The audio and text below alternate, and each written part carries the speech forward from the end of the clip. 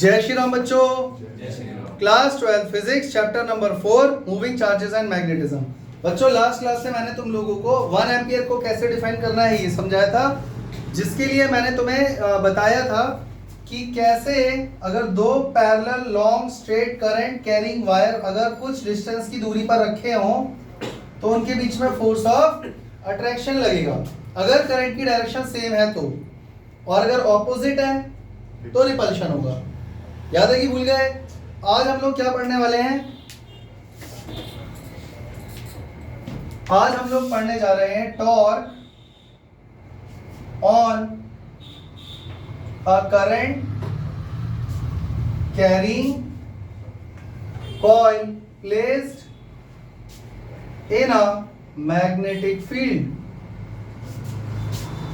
अगर किसी magnetic field के अंदर कोई करंट कैरिंग कॉइल रखी हुई है तो आखिर उसके ऊपर टोटल फोर्स कितना लगेगा और फिर टॉर्क कितना लगेगा, ये हम समझने जा रहे हैं। करें शुरू। अगर ये टॉपिक अच्छे से समझ में आ गया तो मूविंग कॉइल गैल्वेनोमीटर तुम लोगों को आराम से समझ में आ जाएगा। ठीक है भाई? अच्छा, इसको समझने के लिए कुछ बेसिक कॉन्सेप्ट तुम लोगों को पहले से पता होने चाहिए। जैसे कि लास्ट क्लास में मैंने पिछले कुछ लेक्चर से मैंने तुम लोगों को समझाया था कि अगर कोई कंडक्टर है, दिस इज अ कंडक्टर जिसमें कि करंट जा रहा है इस डायरेक्शन में, ठीक है, और ये कंडक्टर एक मैग्नेटिक फील्ड में रखा हुआ है। ये रहा मैग्नेटिक फील्ड। बात समझ में आ रही है? और करंट और मैग्नेटिक फील्ड के बीच में एंगल क्या बन रहा है? थीटा। इसकी लेंथ मान लो है L और इसका एरिया ऑफ क्रॉस सेक्शन मान लो A है। तो इस करंट कैरिंग कंडक्टर, अच्छा ये वायर भी हो सकती है, वायर भी तो ऐसी होती है, बस थोड़ा एरिया ऑफ क्रॉस सेक्शन कम होता है। तो अगर कोई करंट कैरिंग वायर या करंट कैरिंग कंडक्टर किसी मैग्नेटिक फील्ड के अंदर ऐसे रखा हुआ है तो इस पर क्या लगता है? फोर्स लगता है। और उस फोर्स की वैल्यू कितनी होती है? Bill sine theta. कितने बच्चों को ये पहले से पता है?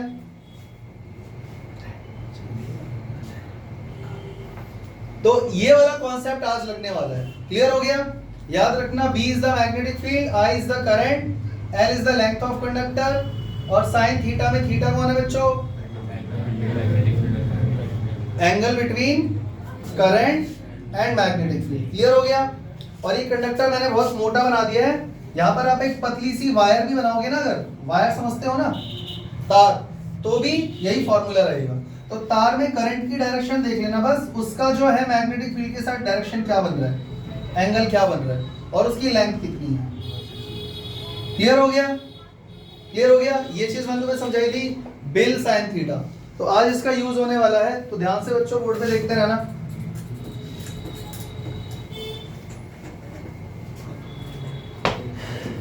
देखो भाई, टॉर्क किस पर लग रहा है? Current carrying coil placed in magnetic field. तो पहले करंट कैरिंग कॉइल को इमेजिन करते हैं बच्चों। जैसे मान लो ये कॉइल है, ये कॉइल को इमेजिन कर लो, ऐसे ऐसे ऐसे और ऐसे। समझ पा रहे हो?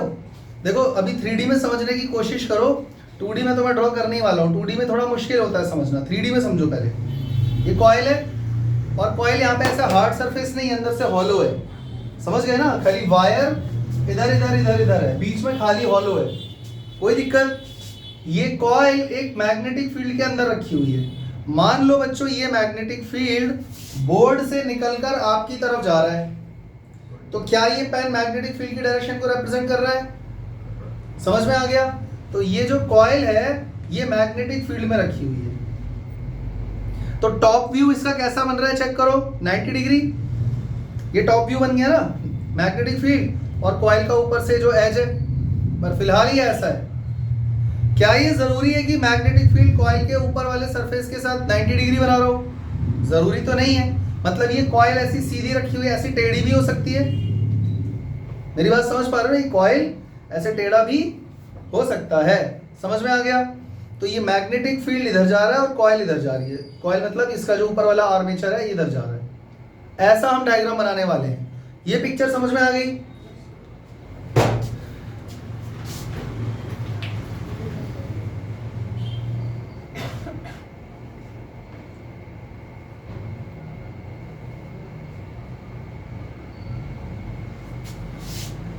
इस कॉइल का नाम है पी क्यू आर एस। समझ में आ गया? अच्छा, हर कॉइल का एक खुद का, अब ठीक है, ठीक है, समझ में आ रहा है? अच्छा, हर कॉइल का खुद का एक नॉर्मल भी होता है। जैसे अभी मैंने ये कॉइल यहाँ पे बनाई थी, इस कॉइल का भी तो एक नॉर्मल होगा ना, नॉर्मल टू द प्लेन होता है ना, कहीं भी चले जाओ वो हमेशा प्लेन के नॉर्मल परपेंडिकुलर ही रहता है, तो इसका एक नॉर्मल भी है। तो ये बच्चों, ये जो मैग्नेटिक फील्ड इधर आ रहा है ना, ये देखो, ये मैग्नेटिक फील्ड ऐसे जा रहा है। अभी मैंने आप लोगों को समझाया था ना, मैग्नेटिक फील्ड ऐसे जा रहा है। कॉपी को थोड़ा सा टेढ़ा कर दो, अभी टॉप व्यू ऐसा हो गया इसका, समझ में आ रहा है? तो मैग्नेटिक फील्ड, अच्छा, करंट की डायरेक्शन इसमें एंटी क्लॉकवाइज ले रहा हूं, ये करंट है, करंट सब जगह आई ही रहेगा। ये मैग्नेटिक फील्ड है, बी वेक्टर। अब बच्चों, बी वेक्टर बहुत सारी लाइनें बनाऊं तभी समझ में आएगा, या समझ में आ गया? एक लाइन से भी डायरेक्शन तो समझ में आ ही रही है। मैग्नेटिक फील्ड और इस कॉइल के प्लेन के साथ जो एंगल बन रहा है वो हमने नाम दे दिया थीटा। समझ में आ गया? पर बच्चों, इस कॉइल का भी तो एक नॉर्मल होगा, नॉर्मल टू द प्लेन। मेरी बात समझ में आ रही है? तो कॉइल का जो नॉर्मल बन रहा है, मतलब देखो, ये कॉइल का नॉर्मल है, ये मैग्नेटिक फील्ड है, तो इसके साथ इसका एंगल बन रहा है बच्चों अल्फा। समझ में आ रहा है? What is alpha? Alpha is the angle between magnetic field and normal to the plane of coil. And what is theta? Theta is the angle between plane of coil and magnetic field. मेरी बात समझ में आ गई? अब बच्चों दिमाग लगाओ, अगर आप थीटा प्लस अल्फा कर दोगे तो 90 डिग्री आ जाएगा।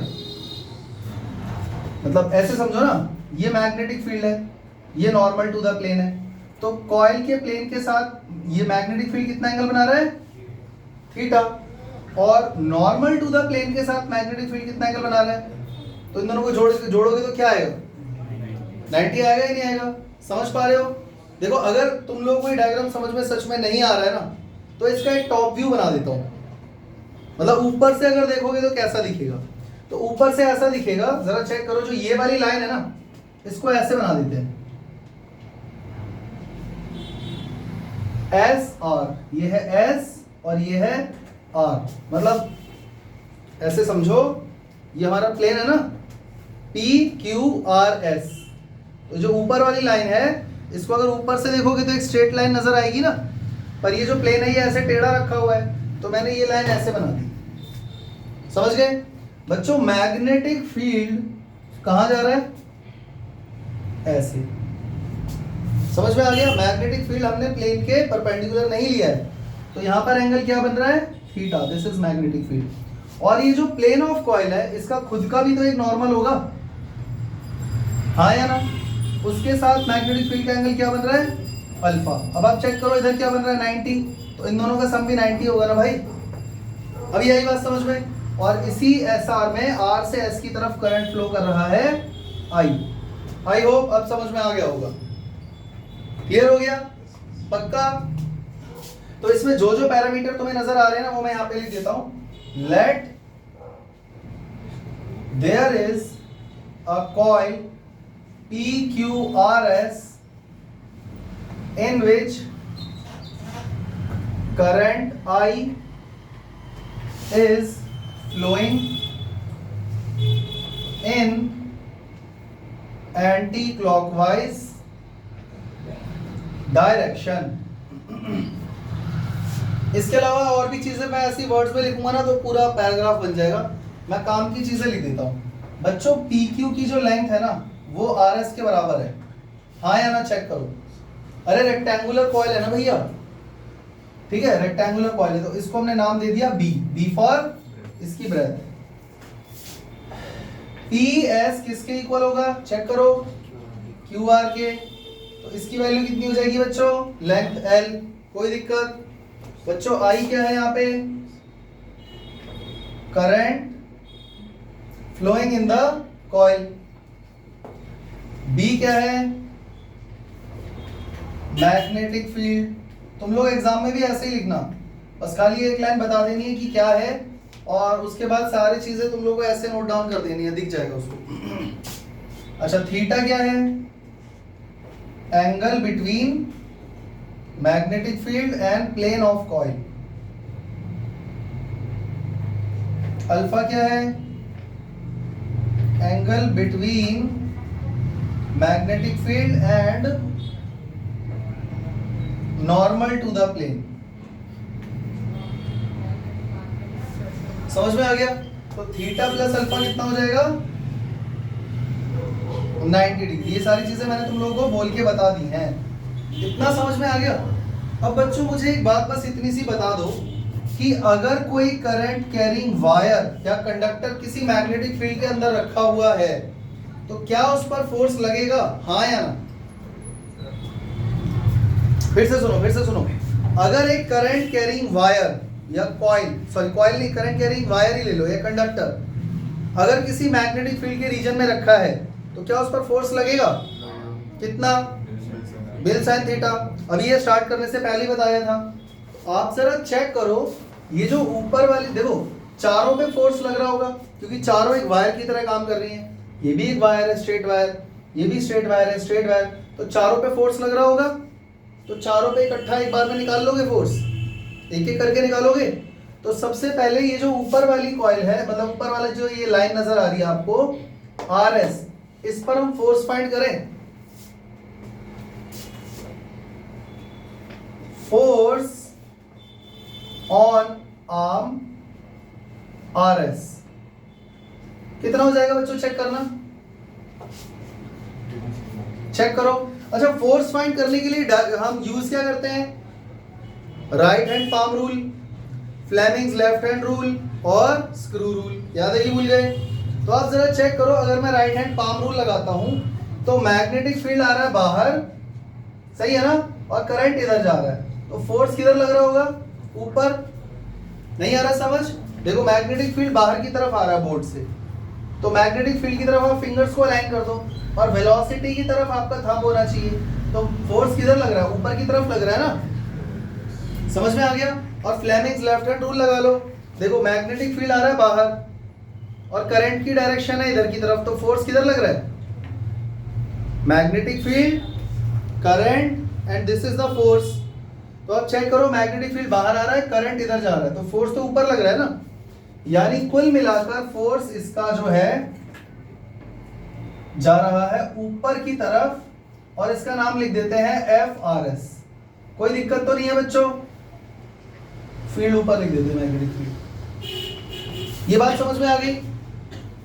Force on arm RS, FRS कितना हो गया? चेक करो। ये तो डायरेक्शन बताई ना मैंने तुमको। मैग्नीट्यूड कितना होगा? BIL sine theta. सही है गलत? अरे गलत है, BL नहीं आएगा, B आएगा। BIL sine theta, bill sine theta. पर इसकी लाइन कितनी है? B, तो यहां पर L लिखोगे या B लिखोगे? और यहां पर साइन थीटा कितना होगा? 90 या 0? थीटा ही रहेगा। अरे थीटा व्हाट इज, इस फॉर्मूले में थीटा हुआ क्या करता था बताओ? Angle between wire and magnetic field. तो भैया इस वायर और मैग्नेटिक फील्ड में तो ऑलरेडी थीटा ही बन रहा है, तो थीटा ही रहेगा ना। नहीं आया समझ में? नहीं आया ना? पक्का? अरे अभी इसको समझाने से पहले बताया था ना, ये वायर में करंट आई जा रहा है, मैग्नेटिक फील्ड B है, तो इनके बीच में अगर एंगल थीटा है तो बिल साइन थीटा लगेगा। तो theta is the angle between magnetic field and the wire. अब चेक करो, वायर ये रही, मैग्नेटिक फील्ड ये रहा, इनके बीच में एंगल पहले से ही थीटा है, तो वो तो थीटा ही रहेगा। समझ में आ गया?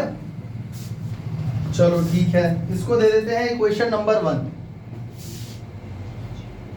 अच्छा, फोर्स ऑन आर्म PQ। बच्चों PQ पे कितना फोर्स लगेगा? सेम लगेगा।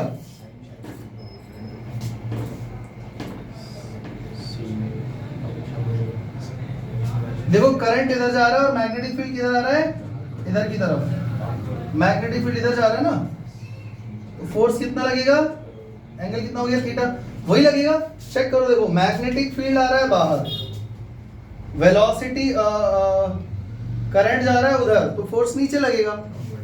तो फोर्स नीचे की तरफ लगेगा सीधा सीधा, इसका नाम हो जाएगा FPQ। कोई दिक्कत? समझ में आ गया? तो force on arm P Q will be F P Q, that will be equal to B I L sine theta. समझ में आ गया? समझ में आ गया? अब आप बच्चों चेक करो और थोड़ा दिमाग का इस्तेमाल करो। इस वाली जो ये आर्म है ना, इस पर फोर्स लग रहा है ऊपर और इस वाली आर्म पर फोर्स लग रहा है नीचे। आप इसको ऐसे और ऐसे पकड़ के खींचो दोनों साइड से, ये कहीं जाएगा क्या? ये गोल घूमेगा? ये ऊपर खींच रहे हो आप और इसको नीचे खींच रहे हो, तो ना तो ये कहीं जाएगा और ना ही ये कोई घूमने वाला है, हाँ या ना? तो हम यहाँ पर बस इतना लिख देंगे। तुमको वहां से दिख रहा है? तुम उस चेयर पर बैठोगे तो और अच्छा दिखेगा, पक्का ना? तो हम यहाँ पर इसके बाद सीधा क्या लिखेंगे? Force P Q is equal to force R S. क्या ये दोनों फोर्स इक्वल है? हाँ। पर क्या इनकी डायरेक्शन ऑपोजिट है? हाँ। तो अगर आप वेक्टर फॉर्म में लिखोगे तो यहाँ माइनस लग जाएगा। तो अगर जब भी दो फोर्स इक्वल एंड ऑपोजिट किसी पॉइंट पर लग रहे हैं और सेम लाइन ऑफ एक्शन हो, बच्चों इनकी लाइन ऑफ एक्शन भी सेम है, तो टोटल फोर्स कितना हो जाएगा? These two forces cancel out each other. क्यों भैया? Because both the forces are equal and opposite and acts in same line of action.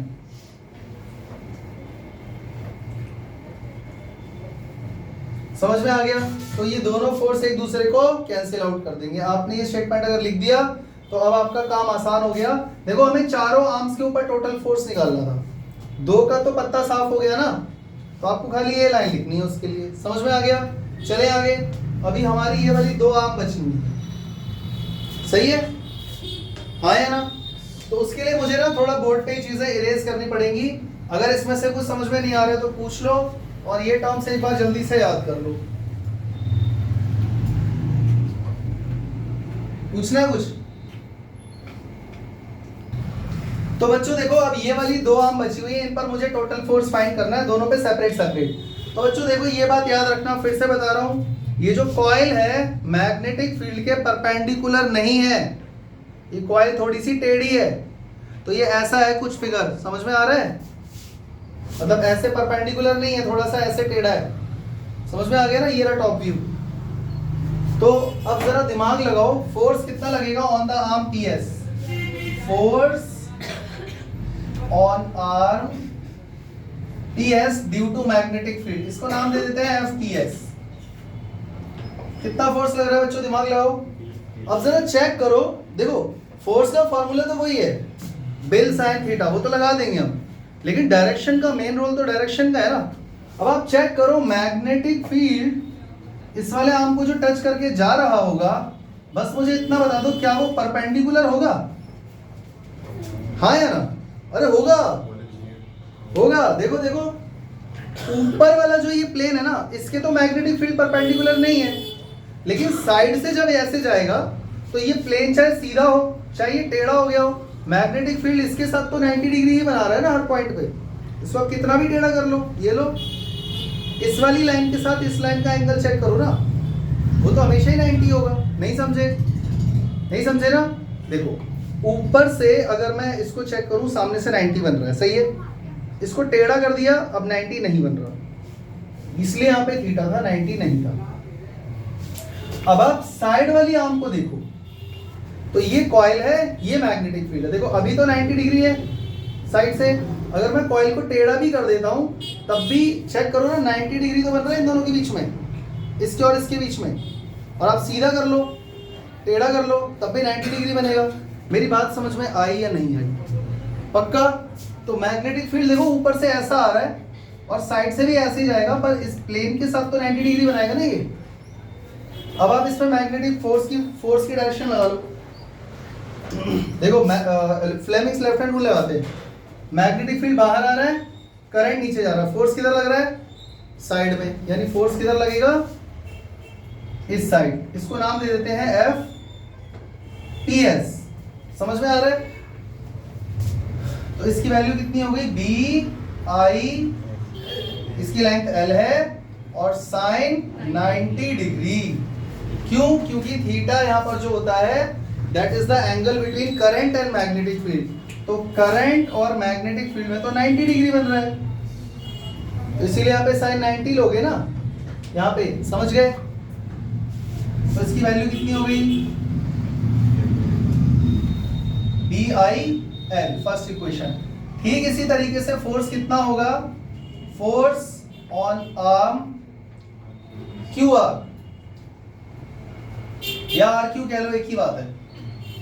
तो चेक करो, मैग्नेटिक फील्ड उस वाली आर्म को भी टच करके ऐसे ही आ रहा होगा, हाँ या ना?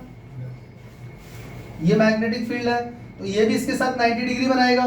तो चेक करो, फ्लेमिंग्स लेफ्ट हैंड रूल लगाओ। मैग्नेटिक फील्ड बाहर, करंट ऊपर ऊपर, तो फोर्स किधर लग रहा है? उस डायरेक्शन में। तो फोर्स किधर जाएगा? उधर की तरफ। तो F QR, हाँ या ना? समझ में आ रहा है? तो यहाँ पे फोर्स की वैल्यू कितनी हो गई?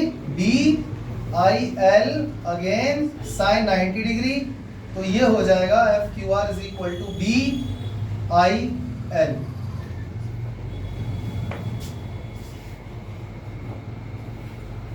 अब ये क्योंकि 2D फिगर है तो तुमको पता है क्या लग रहा होगा? तुमको ये लग रहा होगा कि सर इस कॉइल में एक फोर्स इधर लग रहा है, एक फोर्स इधर लग रहा है सीधा सीधा, तो आप इसको दोनों साइड से ऐसे खींच लो, ये तो कहीं नहीं जा रहा, कहीं रोटेट नहीं हो रहा। पर हकीकत में कॉइल ऐसी नहीं है, थोड़ी सी टेढ़ी है। तो अगर ये टेढ़ी है तो अब जब इधर फोर्स लगाऊंगा और इधर फोर्स लगाऊंगा तो ये तो रोटेट होगी ना। जिन बच्चों को समझ में नहीं आ रहा है उनके लिए मैं एक टॉप व्यू वाला डायग्राम बना रहा हूँ, ठीक है बच्चों? इस कॉइल को अगर आप ऊपर से देखोगे तो ये वाली लाइन आपको कैसी नजर आएगी? वो बना रखी है मैंने, सही है? इसका नाम है S, इसका नाम है R। तो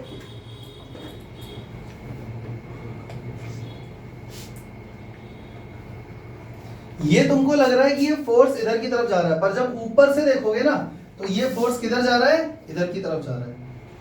समझ में आया? और ये फोर्स जो तुम्हें लग रहा है ना कि उस तरफ जा रहा है सीधा सीधा, ये एक्चुअली किधर जा रहा है? इस डायरेक्शन में। समझ में आ गया?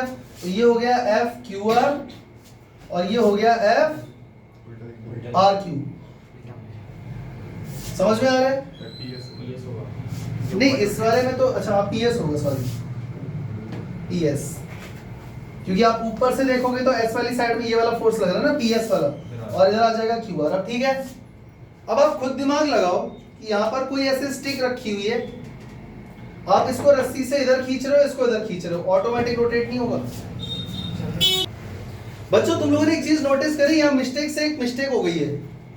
ये तो मैग्नेटिक फील्ड बन गया, चेक करो इस PS पॉइंट पे इस डायरेक्शन में क्या लग रहा है? ये तो मैग्नेटिक फील्ड है ना, और इसको हमने फोर्स बना दिया। तो इसको थोड़ा सा करेक्ट करने की कोशिश करेंगे। इस पर फोर्स किधर लग रहा है बच्चों? इस डायरेक्शन में। ये है पॉइंट S और ये है पॉइंट नंबर R, और इस पर फोर्स लग रहा है इधर की तरफ। तो ये फोर्स है FPS, और ये है फोर्स QR। समझ में आ रहा है बच्चों? समझ में आ रहा है? चेक करो, मैग्नेटिक फील्ड ऐसे जा रहा है, मैग्नेटिक फील्ड ऐसे जा रहा है ना? नहीं, मैग्नेटिक फील्ड फिर ऐसे नहीं जा रहा। एक सेकंड, अगर आप इसको ऊपर से देखोगे फोर्स इधर जा रहा है, मैग्नेटिक फील्ड SR पे, इसके नॉर्मल के, हाँ सही है, ये रहा मैग्नेटिक फील्ड B, यहां पर एंगल बनेगा थीटा। समझ में आ गया? अब आप दिमाग लगाओ, अगर ये जो SR है ना, SR, इसको डार्क कर दूं क्या? देख पा रहे हो SR को? SR को अगर आप इधर से ऐसे खींचोगे और इधर से ऐसे खींचोगे तो ये रोटेट होकर ऐसे होने की कोशिश नहीं करेगा, हाँ या? यानी इन दोनों फोर्स की वजह से टॉर्क लगेगा, हाँ या? अच्छा, और एक बात, अगर ये दोनों फोर्स सच में इक्वल है और ऑपोजिट है तो ये कैंसिल आउट क्यों नहीं हो जाते? क्योंकि लाइन ऑफ एक्शन सेम नहीं है, लाइन ऑफ एक्शन अलग अलग है। समझ में आ गया? तो हम यहां पर क्या लिखेंगे?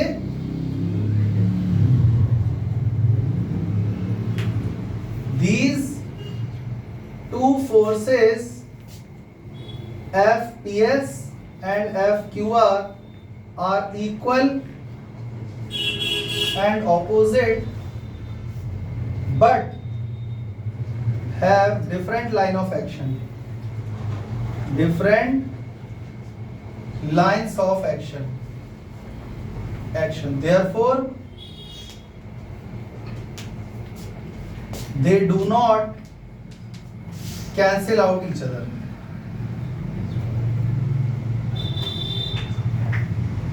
In fact,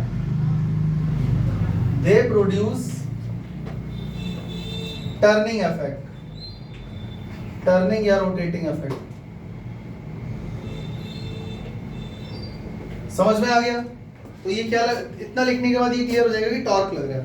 अब बच्चों टॉर्क का फॉर्मूला क्या होता है?